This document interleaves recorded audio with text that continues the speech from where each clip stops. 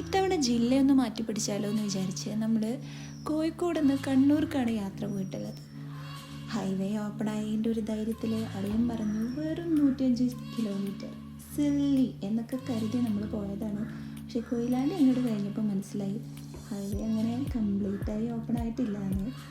എന്നാലും 3-4 മണിക്കൂർ കൊണ്ട് നമ്മൾ ഉദ്ദേശിച്ച പെറ്റ് സ്റ്റേഷനിൽ എത്തിയിട്ടുണ്ട്.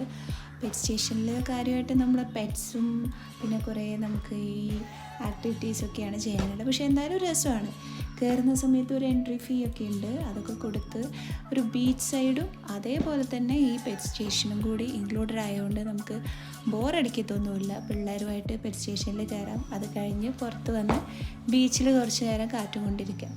എന്തായാലും ആരെങ്കിലും നെക്സ്റ്റ് ടൈം കണ്ണൂർ പോകാൻ ഉദ്ദേശിക്കുന്നുണ്ടെങ്കിൽ ഈ പെറ്റ് സ്റ്റേഷൻ ഒന്ന് വിസിറ്റ് ചെയ്തേക്ക്.